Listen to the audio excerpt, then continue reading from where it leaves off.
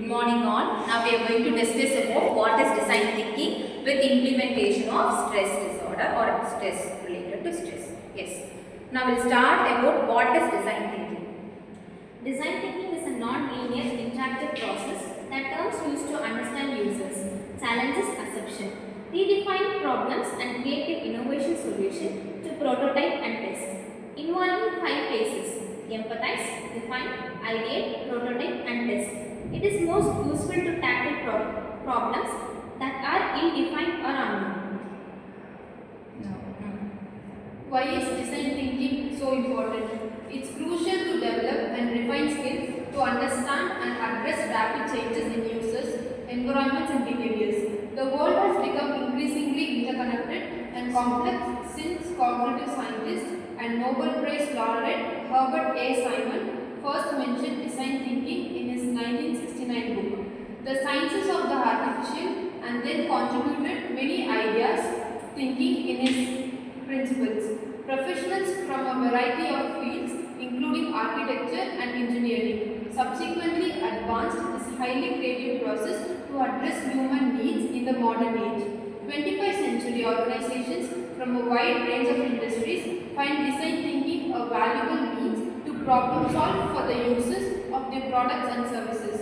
Design team use design thinking to tackle ill-defined, unknown problems because they can reframe these in human-centric ways and focus on what's most important for users. Of all design process, design thinking is most certainly the best for thinking outside the box.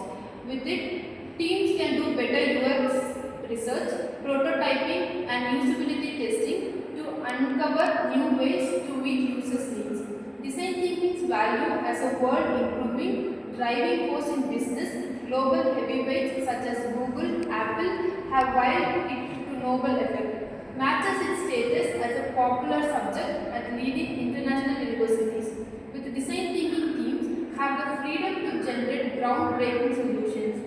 Using it, your team can get behind hard to access insights and apply a collection of hands-on methods to help find innovative answers.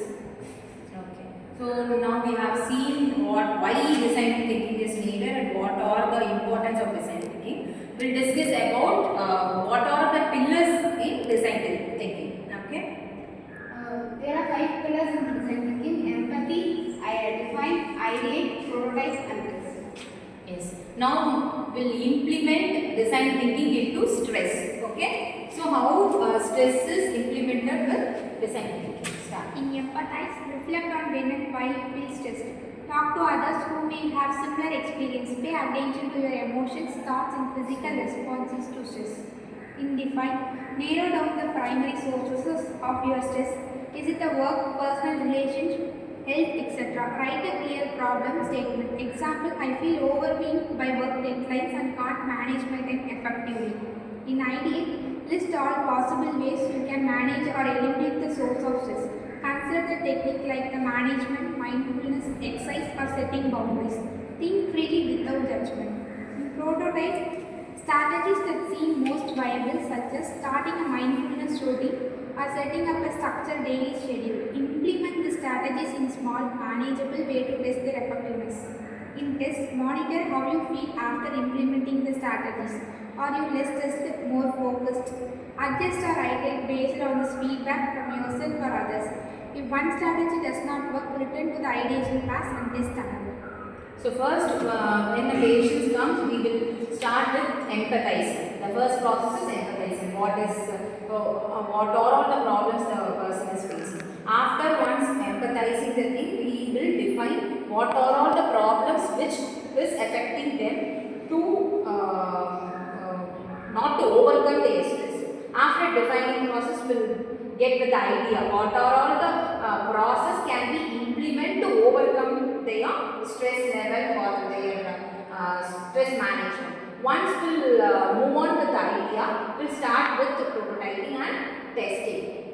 So we will measure the level of stress, like high, moderate, low. Once we measure the level of stress, we'll move on to the implementation with the assessment level. So in assessment, we'll